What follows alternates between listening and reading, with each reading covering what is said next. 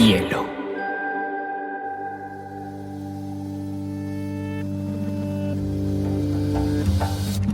Coincide con la noción de estilo tal como se define en el diccionario. La lectura debe ser una de las formas de la felicidad y no se puede obligar a nadie a ser feliz. Pero no tengo idea de lo que va a suceder después. Entonces un libro debe describir esa situación. Y digamos que lo es. El cuento se escribe así. Que a mí la cosa más importante que me ha pasado en la vida ha sido aprender a leer una pizca de exageración en esa frase. Hola a todos, hoy tengo un invitado que me emociona mucho porque llevo persiguiéndolo con mucha devoción, amor y cariño, pero que me alegra muchísimo que esté acá, que para que lo conozcan, él es Jacobo Vergareche, él es escritor, guionista, productor audiovisual español y me gusta muchísimo su obra literaria porque se caracteriza como por una profunda exploración en temas como el amor, la muerte, la paternidad y la amistad. A mí me gusta muchísimo su estilo narrativo porque combina como elementos de autoficción, de reflexión filosófica y una prosa muy cuidada que ha llamado mucho la atención de lectores y críticos. Jacobo, qué alegría tenerte en Biblioteca Personal. Qué alegría estar por fin con vosotros, que nos ha costado un poco, pero bueno, aquí estamos. Además, yo viví en Colombia, le tengo un cariño especial a Colombia. Quiero decirte que yo estuve ahí rodando una serie y viví un rodaje muy atribulado en Riohacha, en Minca, en Santa Marta, en fin, estuve en sitios rarísimos que me encantaron y me fui completamente enamorado de Colombia. Acá te recibimos siempre, Jacobo. Esta es tu casa. Sí.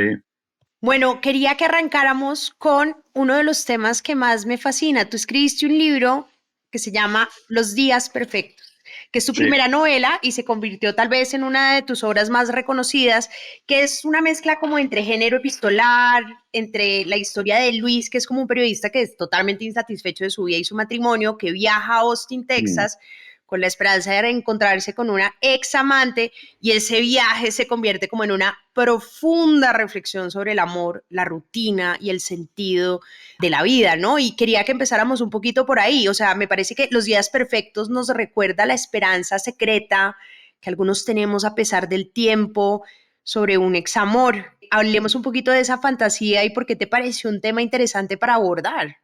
Bueno, primero voy a hacer una puntualización, que es que yo tengo una novela anterior que se llama Estaciones de regreso. Lo que pasa es que he decidido hace poco que es una novela. Antes lo llamaba ensayo autobiográfico y ahora estoy más inclinado a pensar que es una novela porque en realidad es como difícil clasificarlo en un género.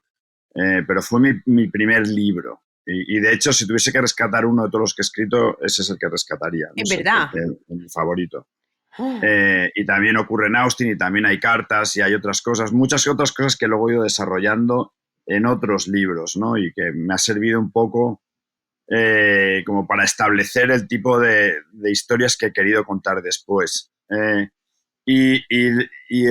Los días perfectos, claro, sí, tiene una reflexión sobre el paso del tiempo, ¿no? El tiempo, dice, el otro día escuché a un filósofo, Javier Gomá, que dice que el tiempo corre a favor de la amistad y en contra del amor. ¡Ay! Y bueno, en general parece que es un poco así, ¿no? O sea, o a lo mejor lo que hace es convertir el amor pasional en una amistad de otro tipo.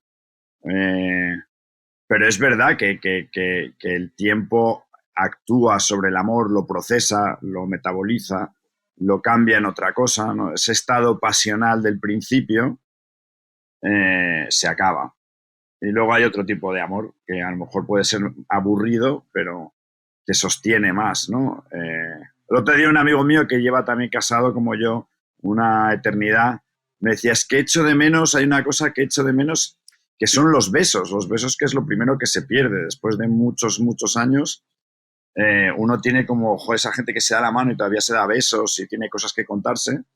Pero también luego veo ahí a gente de mi edad y de casi 50 años jugando a eso y da un poco de pereza, ¿no? Pensar, ahora mismo... además, bueno, en fin, o sea, todos los comienzos es que como sabemos que se desgastan y van al mismo sitio, No tiene solución el tema, no tiene solución.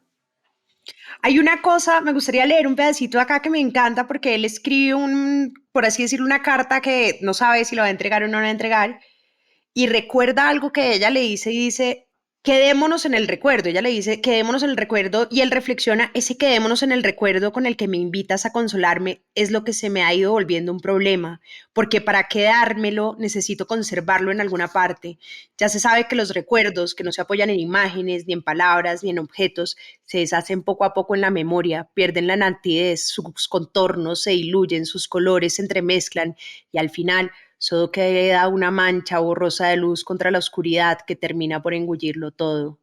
Me parece una cosa hermosa porque además tú juegas con dos cosas, con la escritura, con la fantasía y con las cartas, ¿no? Como esta es como una ideación de nuestro personaje que a todos nos pasa, que fantaseamos y tenemos ficciones y que alimentan esa visión y esa creación. ¿Cómo ves tú el punto de ficción en la creación literaria, ese pensar y por qué es importante en la literatura? Fíjate que cuando pierdes un amor necesitas crear el relato, construir el relato de ese amor, ¿no? Porque para ordenar una memoria tenemos que darle forma a la memoria, si no se van escapando las cosas. Y normalmente, bueno, el amor necesita un relato y sobre todo necesita de un cierre. Para que un amor se termine, lo más importante es el cierre.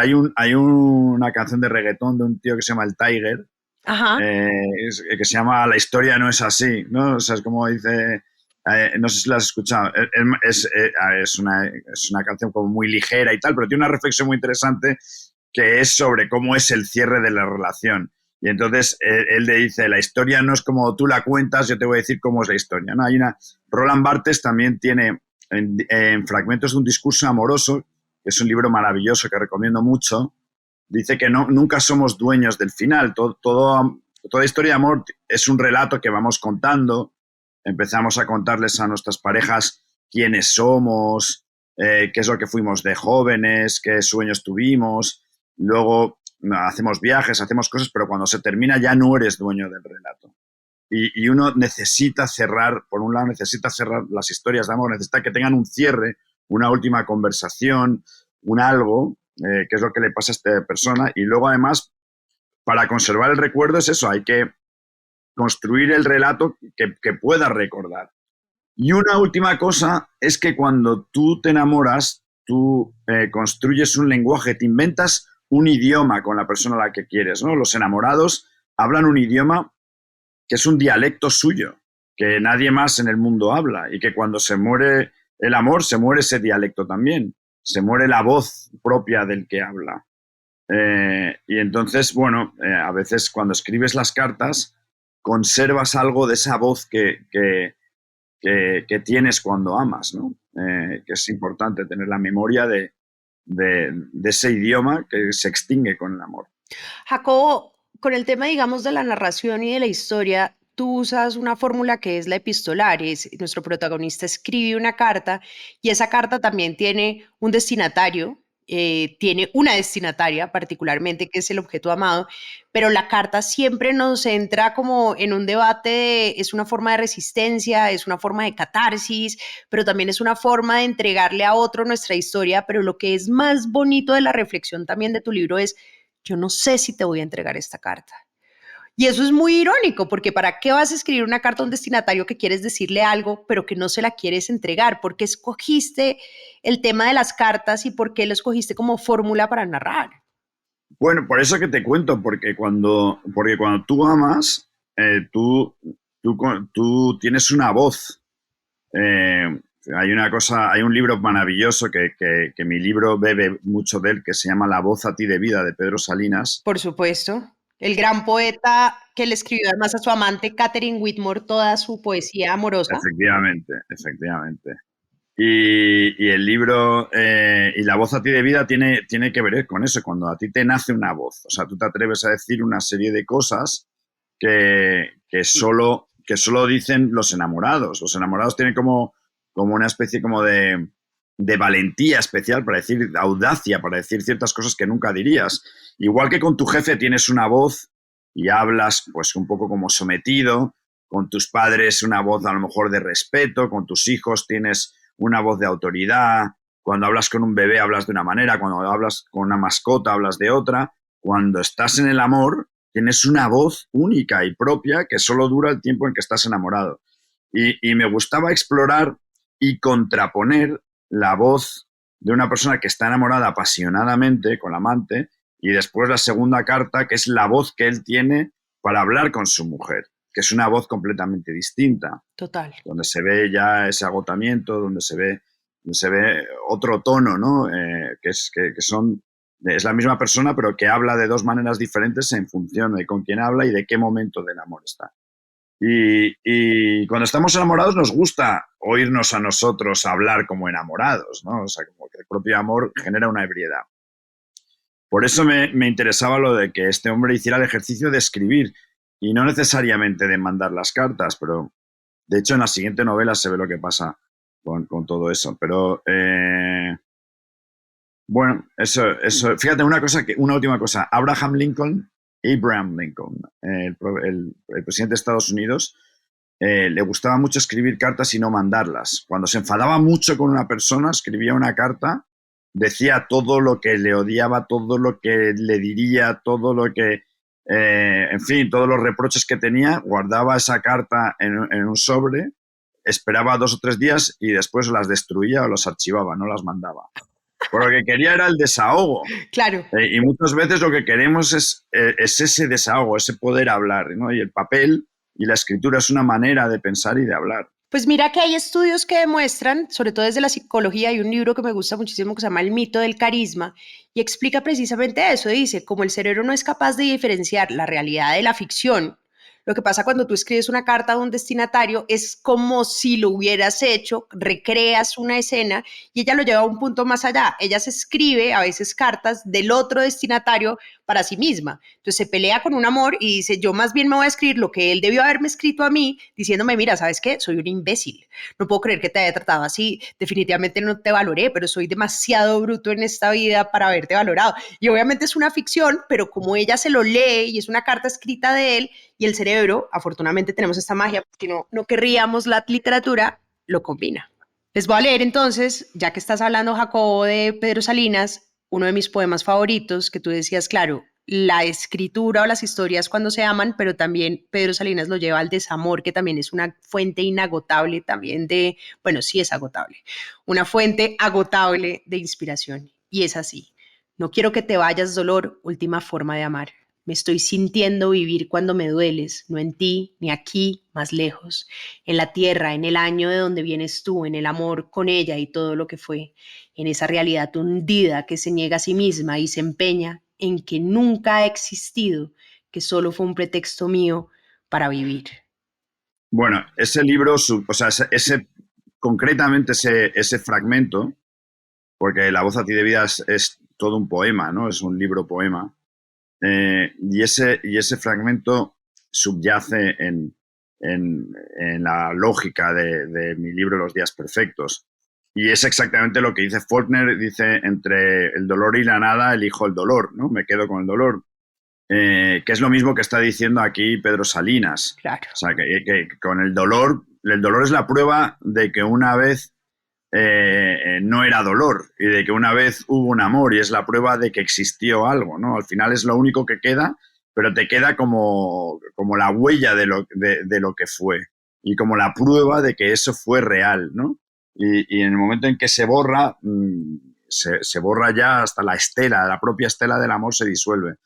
Y a veces, muchas veces, nos agarramos en los duelos, tanto del amor como de la muerte, nos agarramos a los muertos y nos agarramos a los recuerdos y no dejamos ir, ¿no? Nos agarramos mucho porque es lo que nos queda, el resto es la nada.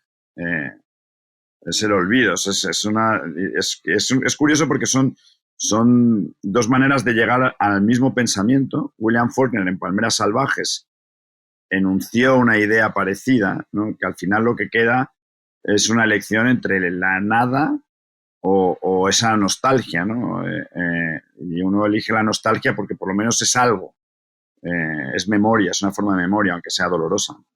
Ahí hay una cosa que es interesante y es ya hablando de tu siguiente libro, pues de tu siguiente del 2023, que es Las despedidas, que es Mm. una novela que precisamente retoma los temas del duelo, la insatisfacción y los recuerdos de un marido que está muy acomodado y se pregunta si pudo haber tenido una vida diferente, como ese deseo de lo no vivido. Y a mí me gusta mucho porque Las despedidas se siente como esa tensión entre la vida que se tiene y la vida que uno se imagina. Y yo creo que eso también uno lo piensa mucho cuando lee literatura y cuando escribe literatura. ¿Crees que todos llevamos como esas vidas paralelas en la cabeza? Bueno, no lo sé, pero muchos de nosotros, sin duda, tenemos hitos en nuestra memoria episódica que son esos puntos de giro y puntos críticos donde haber elegido una cosa supuso haber deselegido otra, ¿no? De haber abierto una puerta, cada vez que abres una puerta y pasas por ella, cierras 100. Sí, elegir es renunciar implícitamente. Elegir es siempre renunciar a 1000 otras cosas y hay algunas elecciones que claramente se me pude haber ido con esta otra mujer o pude haber hecho este trabajo o pude haberme ido a vivir a esta otra ciudad. ¿Qué hubiera pasado? ¿Qué hubiera sido de mi vida? Y a medida que la vida pasa y uno empieza a ver más hacia detrás que hacia adelante, o sea, que la estela de lo vivido a lo mejor es más largo que lo que queda por vivir, pues uno empieza a preguntarse ese tipo de cosas, ¿no? ¿Y si? ¿No? ¿Y si hubiera hecho esto? ¿Y si hubiera ido con esta persona? Sobre todo cuando crece la insatisfacción y la frustración con una situación real, o sea, con una situación en la que nos encontremos empantanados, como atascados. Hay veces que en nuestra vida como que le vemos los barrotes de la jaula, ¿no? De repente un día dices, ostras, estoy en una jaula y no puedo salir de aquí. Lo que soy es lo que voy a ser para el resto de mi vida ya. Las personas que conozco son las que van a estar. Ya no voy a conocer a gente nueva, ya no voy a vivir en sitios nuevos, no voy a poder ser otras cosas. Y en esa crisis de contingencia, que es la crisis de los 40, la de la mediana edad, bueno, no tiene por qué ser a los 40, pero es la crisis de la mediana edad que te das cuenta, Dios mío, lo que soy es la que voy a ser ya y ya nada va a cambiar. Que es un pensamiento falso en el fondo, ¿no? Es un relato limitante que no tiene por qué ser cierto. Pero empezamos a tener esas ideas de estancamiento que nos hacen mirar hacia atrás con nostalgia para pensar otras vidas posibles que pudimos haber tenido. Jacobo, hay una cosa que me llama también mucho la atención de este libro y me hizo pensar muchísimo en, claro, este duelo y los duelos y las despedidas en general pueden ser como ese eco permanente, pero cuando realmente una despedida se vuelve verdadera, uno puede, por ejemplo, despedir algo que nunca vivió. A uno le pasa mucho con los amores o que son muy efímeros, que son muy intensos pero muy corticos, como los de algunos de tus personajes, pero también con historias que uno mismo se inventa en la cabeza y nunca han pasado. O sea, gente de la que uno se ha enamorado y nunca pasa, lo que llaman los millennials, Jacob, que me parece una palabra divina, no sé si en España se dice, pero los casi algo, fue casi algo porque no pasó algo, pero que en la cabeza fue pues una invención total. Bueno, pero quiere decir que quien no se ha enamorado de alguien en clase, cuando estabas en el colegio, en la universidad, donde sea, o en un trabajo con el que nunca cruzaste más de 3 palabras. Dante nunca habló con Beatrice y sin embargo le dedicó lo que le dedicó y Don Quijote con Aldonza Lorenzo, Dulcinea del Toboso, tampoco le dijo más de 2 palabras y se enamoró. Es que en realidad el amor es lo que uno construye, el relato que uno construye con una persona que a lo mejor no tiene nada que ver con la otra persona, pero esa persona te permite construir una especie de relato de todo lo que tú podrías hacer con esa persona o de lo que te imaginas que podría ser la vida con esa persona. Y eso es importante, la imaginación trabaja muchísimo con todo eso. Y yo me imagino que tú como lector, pues ya que eres tan romántico y tan poético, tienes que ser un enamorado, Jacobo. Yo me he enamorado mucho, sí, claro. A mí, fíjate, yo mandaba cartas de amor casi todos los días. Cuando era adolescente. ¿A la misma persona? Algunas a la misma persona no, pero luego iba cambiando de novia hasta que me casé ya, que llevo casi 30 años, yo me casé muy joven. Pero mi escuela de escritura fue las cartas de amor.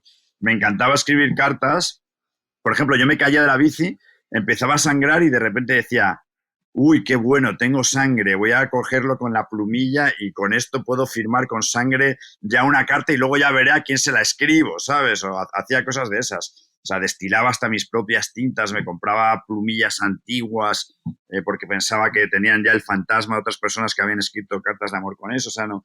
De hecho, tenía cartas de amor escritas por si acaso a gente que no sabía quién era todavía. Es querida tú, sin saber, porque se me había ocurrido una buena carta de amor. Las tengo todavía guardadas en cajas. Tenía como una especie como de cámara frigorífica de cartas de amor preparadas para el futuro.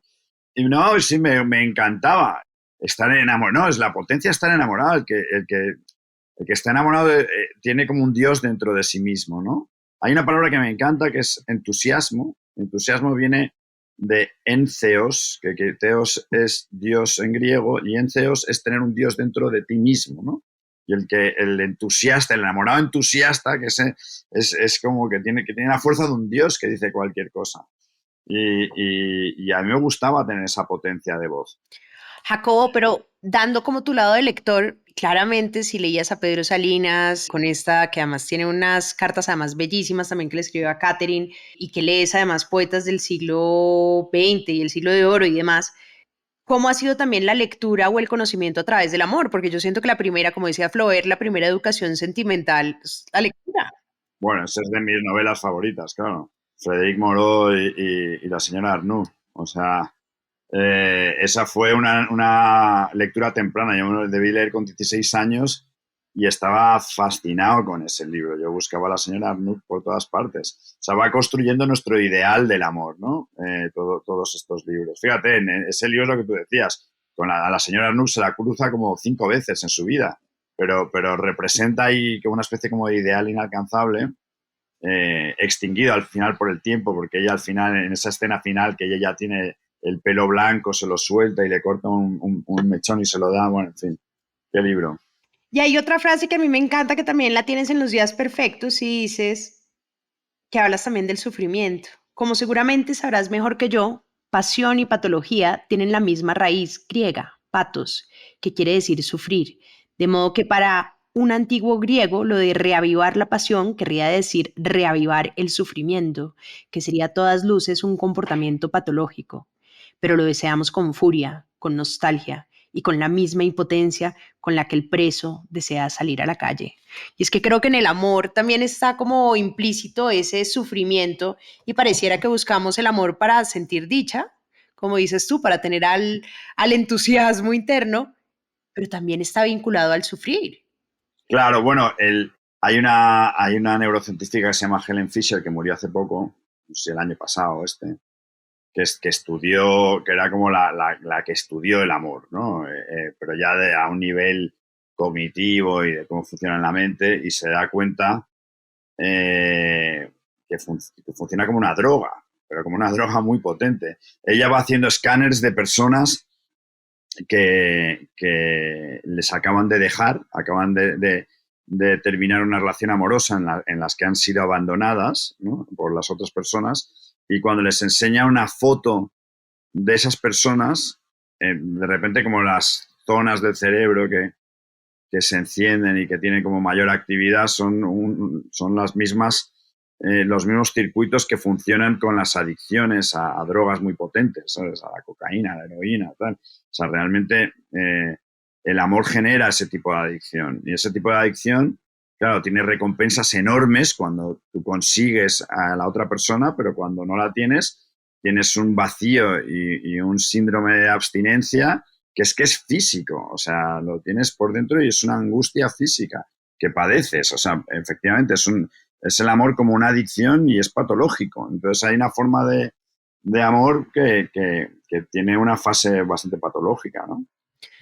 Ahí, hablando de neurocientíficos, tú eres muy amigo de Mariano Sigman, que ya también estuvo un podcast acá, ya exploramos la mente con él, por si quieren oírlo, pueden buscarlo por acá. Y Mariano se le ocurrió sentarse con este joven que tenemos acá sentado para reflexionar sobre uno de los temas más fascinantes, que es el tema de la amistad o filia, que era considerada también una forma también primordial del amor, incluso más importante que el amor romántico. Y además ambos reafirman que la amistad, como si la amistad en sí misma es una forma de amor. Quisiera que exploráramos un poquito esto, mi querido Jacobo. ¿Por qué decidieron hablar de la amistad? Y cuéntanos qué descubrieron en el trabajo conjunto que hicieron sobre este vínculo tan hermoso. Pues mira, es que Mariano, que es muy amigo, y fuimos amigos de una manera casual, como se hacen los amigos cuando eras un niño pequeño, que alguien se muda a vivir enfrente de ti, en la casa de enfrente. Entonces así nos conocimos, era mi vecino. Y nos empezamos a hacer amigos, empezamos a jugar a las cartas, pues a hacer cosas de, no sé, como los niños pequeños se hacen amigos, jugando y porque son vecinos. Y de repente, yo no había escrito por entonces ningún libro. Y empecé a escribir una novela, se la enseñé, Estaciones de regreso, esta es la primera de todas. La vio, le gustó y me dijo, ¿por qué no escribimos un libro juntos? Y porque a Mariano le gusta mucho este tipo de retos, de embarcarte como en una aventura, ¿no? Y le dije, bueno, pues hagamos un libro, ¿vale? Y yo le propuse que el libro fuera sobre la amistad. Él, ya que me proponía hacer una cosa juntos como amigos, yo pues hagámoslo sobre la materia que nos une, que es la amistad, ¿no? Sobre ese vínculo. Y yo creo que después de haber hecho 2 novelas sobre el amor romántico, me interesaba explorar el vínculo de la amistad. Aparte de mí, para mí es una cosa como muy importante en la vida, a la que le doy muchas vueltas, y que te das cuenta que el amor romántico ha eclipsado la amistad, ¿no? La ha hecho como pequeña ante nuestros ojos. Parece como que el amor romántico es para mayores y la amistad para los niños. En los cuentos y si ves los cómics de Tintín y Milú y Haddock son amigos y Asterix y Obelix son amigos, los Goonies son todos amigos, pero luego cuando te haces mayor el amor tiene secreciones y es húmedo y es físico y ahí son las cosas que no podías ver cuando eras pequeño. Ahora ves el amor de verdad que es el gran amor romántico, ¿no? Y esto es una estupidez total. O sea, para los griegos realmente lo importante era la amistad. O sea, cuando te lees la Ilíada es una gran historia de amigos. Jasón y los argonautas son amigos entre sí que se van al fin del mundo a buscar algo, ¿no? Son amigos que afrontan grandes retos juntos. De hecho, el primer libro de la historia de la literatura, que es la épica de Gilgamesh, es la historia de Gilgamesh y Enkidu, que son 2 grandes rivales que terminan siendo amigos y se van a vivir juntos una aventura, a buscar un reto mayor, ¿no? Y luego, en algún momento, empieza esta historia del amor romántico y la amistad pasa a un segundo plano y pasa a ser como menos interesante, ¿no? En términos de escritura. Y pierde como un poco su predicamento. Y ahora que tenemos como un cierto cansancio ya del amor romántico, parece que nos estamos fijando otra vez en la amistad, ¿no? Que es importantísima. Y nos preguntábamos si es posible aprender a hacerse amigos y qué tipo de amistades existen y qué cosa es realmente la amistad. Él desde la neurociencia y yo desde la literatura. Y finalmente lo que hicimos fue entrevistar a muchísimas personas para tener muchos puntos de vista.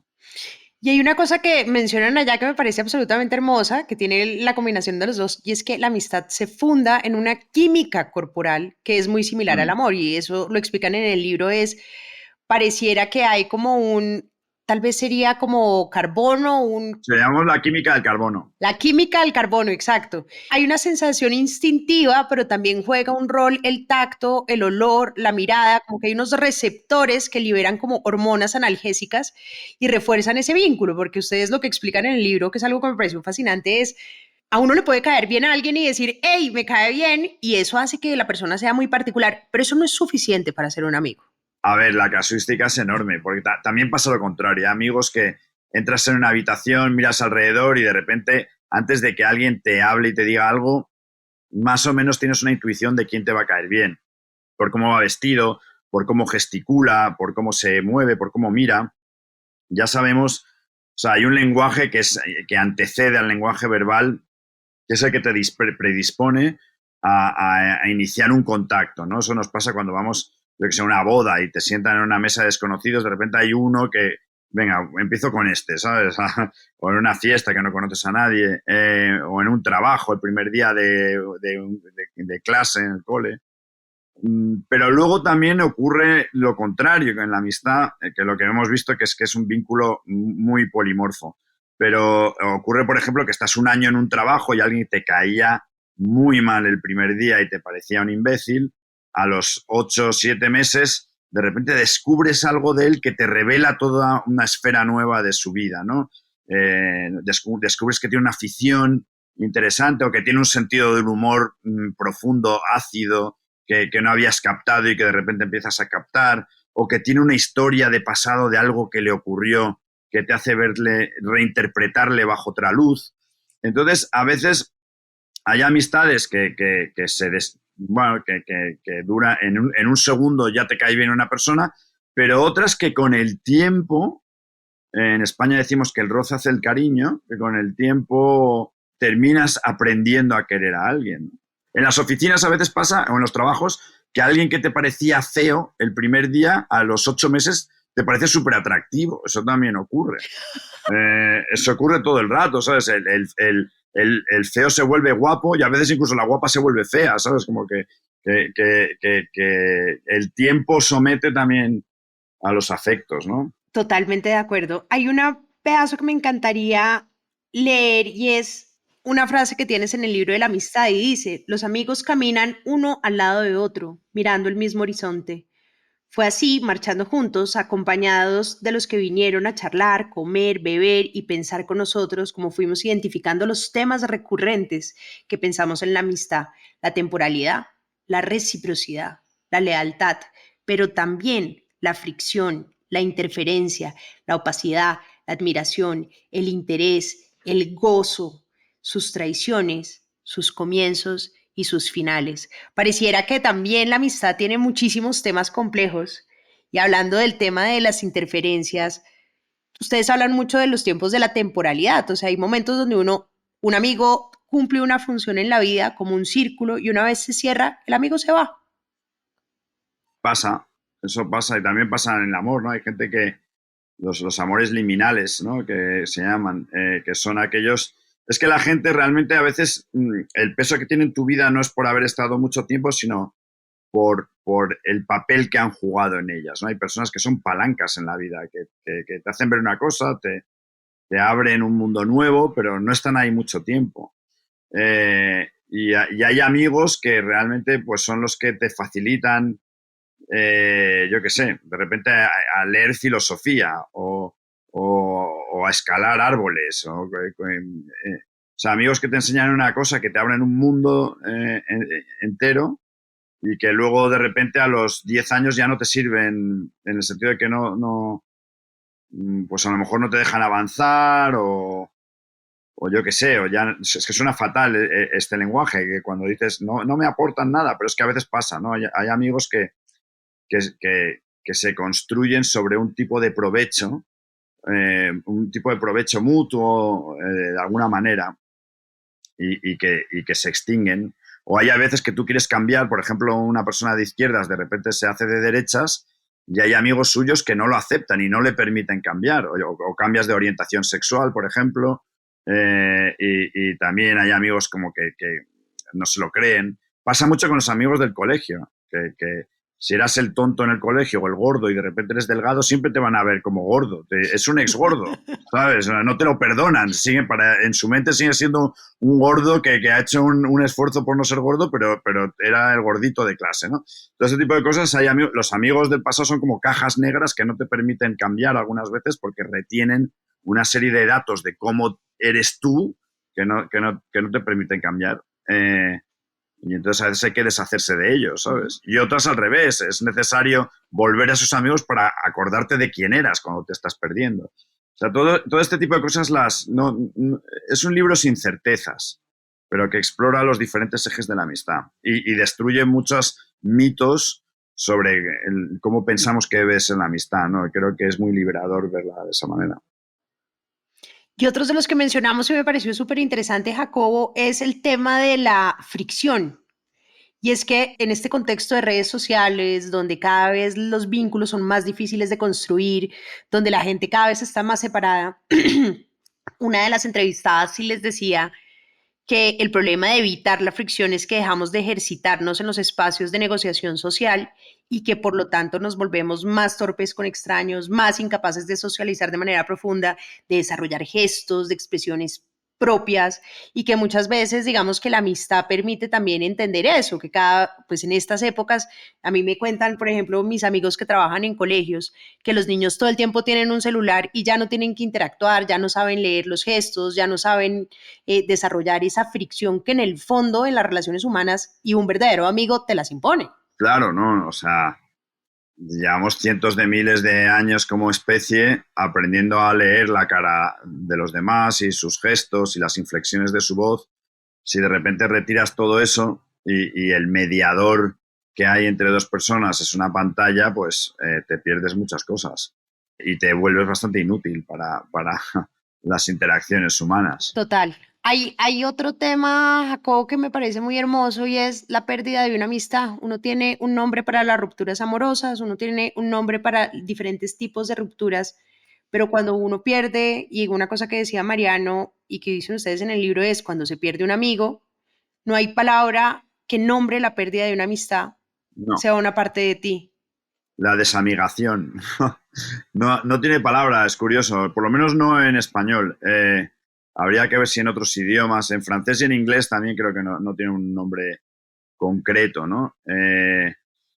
Pero realmente es un drama, porque fíjate que todos damos por hecho que el amor se acaba, porque lo hemos visto en las novelas y en las películas, pero en la idealización de la amistad nos hace pensar que la amistad es para siempre. Y todos estamos convencidos de que la amistad debe ser para siempre y todos ya sabemos desde el principio que el amor puede no ser para siempre. Entonces, cuando la amistad se acaba es devastador. Aparte que cuando se muere un amigo, cuando se muere un amigo, se va un amigo, te deja un amigo, se acaba una parte de ti, ¿no? La parte de ti que se acaba tu amigo. Si es el amigo que te hace ser un loco que sale hasta las 7 de la mañana, hasta el amanecer, porque tú eres una persona que no le gusta salir, pero de repente hay un amigo que te sabe hacer eso. O el amigo que te sabe hacer que te quedes relajado en casa leyendo cosas para luego tener ese tipo de conversaciones profundas. O luego está el amigo que le gusta cocinar y te mete en el mundo de la gastronomía y tal. Y hay amigos que tiran de ti en diferentes direcciones y sacan partes de ti que solo son posibles gracias a esos amigos. Y cuando pierdes a ese amigo, pierdes esa parte es una mutilación. Y eso es terrible. No lo había pensado, pero ahora que lo estás diciendo, también siento que uno a veces trata de matar partes de uno, rompiendo las amistades con algunos amigos. Por Que uno era supuesto. demasiado parrandero con esa persona y dice, esa persona, si me voy con él, me voy a ir de fiesta y no quiero irme de fiesta. Entonces uno corta la amistad precisamente también para definir esa identidad. Bueno, a los adictos lo primero que les hacen es de que tienen que dejar de ver a todos sus amigos, ¿no? Cuando hacen un tratamiento de desintoxicación. O sea, que eso es así. Oye, y digamos que una de las cosas lindas de este libro, Jacobo, es que ustedes construyeron esto conversando, o sea, se sentaron con amigos, con gente, con conocidos, para que la gente les contara cómo era la amistad, cómo veían la amistad, y gran parte, digamos, del crecimiento y de las amistades nacen desde el diálogo. ¿Cómo entiendes el diálogo en el vínculo de la amistad y en esa construcción también de personalidades, o qué identificaron ustedes con esta experiencia del libro de la amistad? Pues mira, a mí un libro que es de mis libros favoritos y al que he vuelto muchas veces y que me encanta es El banquete de Platón.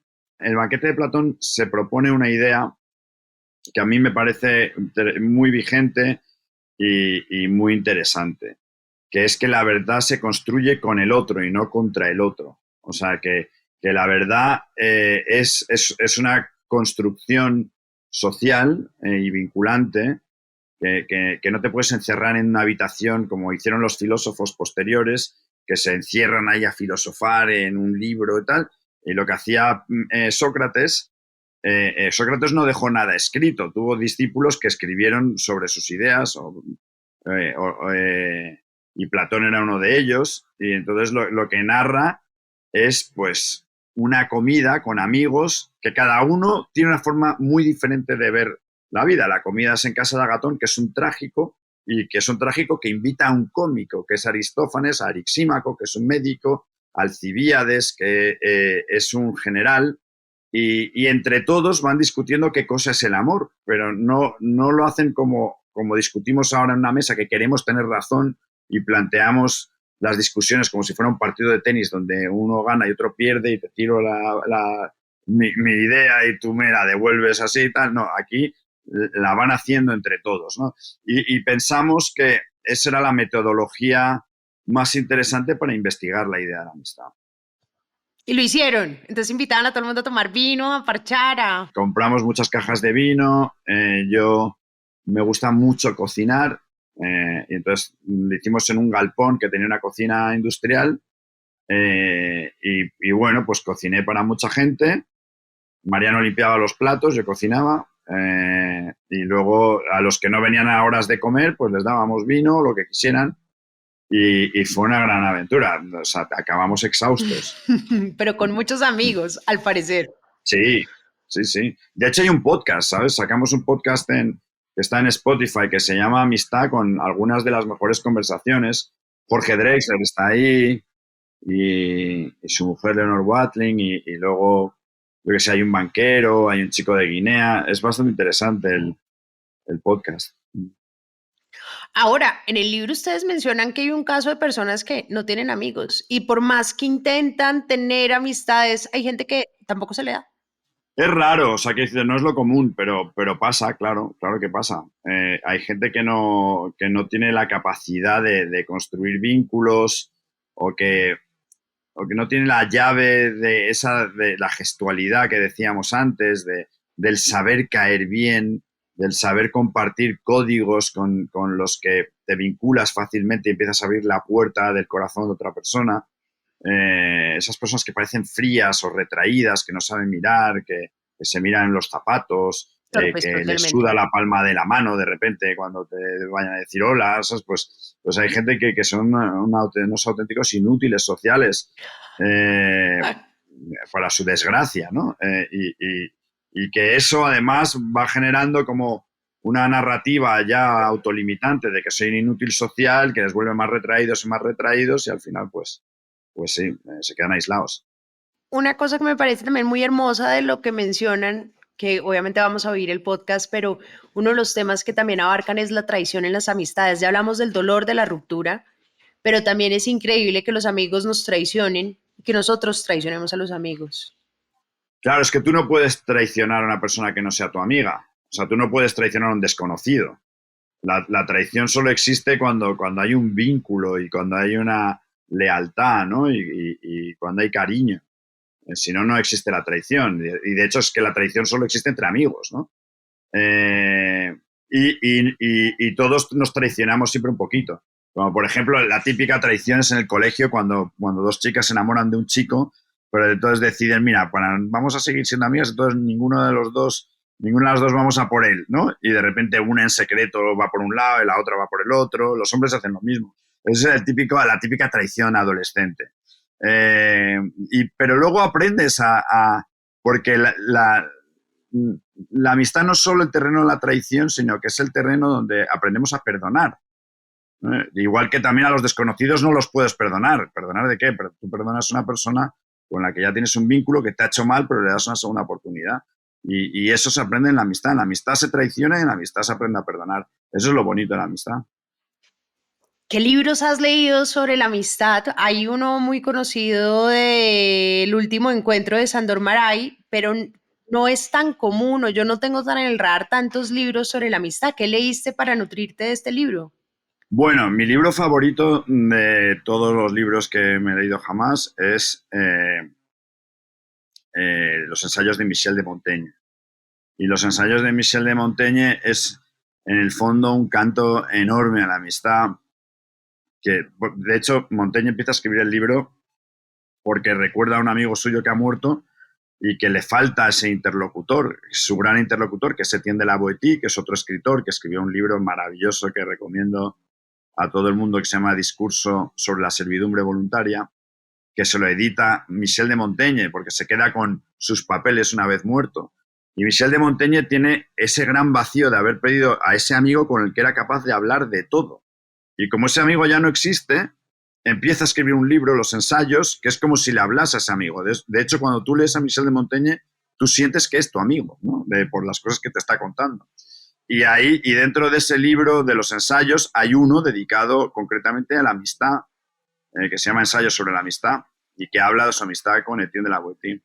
Ese es para mí el libro más importante de mi vida. Luego, en la Ética a Nicómaco de Aristóteles hay 2 libros dedicados a la amistad. Acantilado lo acaba de reeditar, esos 2 libros concretos sobre la amistad, que son preciosos y los recomiendo muchísimo.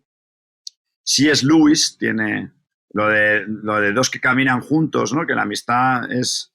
él tiene esa frase famosa que la amistad se diferencia del amor en que el amor son 2 personas que se miran a los ojos el uno al otro y se preguntan sobre su amor, mientras que la amistad es 2 personas que caminan lado a lado y miran hacia un mismo horizonte, ¿no? Y ese es un libro que se llama Los 4 amores, de C.S. Lewis, maravilloso. Ralph Waldo Emerson tiene otro ensayo on friendship, de la amistad también, que me gusta mucho. Y en fin, La educación sentimental es un libro bastante sobre la amistad también, ¿no? Entre Desloguier y Frédéric Moreau, en fin. Bueno, y en esa mezcla de los 2 temas que acabas de mencionar entre el amor y la amistad, ustedes también mencionan que, claro, uno puede amar a alguien y esa persona puede verlo a uno como un amigo, pero también hay amistades que se vuelven amor. ¿Cuál es esa delgada línea desde lo que escribiste y desde lo que has vivido, Jacobo? Que estoy segura que ese tema también te duele. Bueno, hay un solapamiento entre la amistad la amistad y el amor se solapan muchas veces, ¿no? De hecho, preguntamos a mucha gente si consideraban que sus parejas también eran amigos. Y había gente que decía, no, de ninguna manera. El amor es una cosa y la amistad es otra, porque en el amor hay un contrato. De hecho, las parejas que se casan tienen una especie de contrato y el amor es promiscuo. Tú a tus amigos les dejas tener muchísimos otros amigos y a tu pareja no dejas que tengan otras 28.000 parejas, ¿no? Bueno, a lo mejor sí, quiero decir, existe el poliamor, pero raro. Entonces, bueno, no se sabe. Hay amistades que derivan con el tiempo, de repente, en el amor. De repente se enciende. Hay gente que eran amigos durante 5 años y de repente un día se enamoran por algo. Y al revés, hay gente que estaba casada y se querían, se enamoraron locamente y luego se desenamoran, se divorcian y terminan siendo amigos otra vez, ¿no? ¿Cuántos exmaridos son amigos de sus exmujeres? Se convierten en grandes amigos. Eso pasa también muchísimo. Es común. ¿Y qué explican los neurocientíficos como tu amigo Mariano sobre esta química de carbono que se vuelve amorosa, tan extraña? Ahí tendríamos que preguntarle a Mariano, porque yo me siento un poco impostor cuando utilizo a Mariano para darme como cierta autoridad como neurocientífico, que no la tengo. Yo te puedo hablar de mis intuiciones, pero no sabría contestarte. ¿Y qué te dice tu intuición entonces entre ese cambio entre el amor hacia la amistad? Bueno, el cambio del amor hacia la amistad, todos los que lo hemos visto, yo soy amigo de mis exnovias, pero claro, hay un momento traumático que es la ruptura, ¿no? Y luego creo que uno se reencuentra más adelante y se tiene cariño porque el otro también guarda como una parte de tu historia, de tu identidad, y al final si tenías un sentido del humor compartido pues eso al final suele derivar en una amistad, ¿no? Muchas veces. No sé, yo por lo menos a mí me ha pasado de mis exnovias, la mayoría de ellas son amigas hoy en día, con el tiempo. Hay otra gente que no puede, o sea, sus rupturas son absolutamente destructivas y radioactivas y no dejan nada, ¿no? Pero, en fin, ya te digo, la casuística es enorme. Espectacular. Pues, querido Jacob, qué conversación tan memorable, tan hermosa y tan enriquecedora. Gracias, Majo. Muchas gracias por estar con nosotros. Por favor, busquen a Jacobo, léanlo, síganlo Y bueno, y ojalá disfruten tanto tus letras como yo las he disfrutado. Gracias por este espacio y por tu tiempo. Gracias a ti. Hasta luego.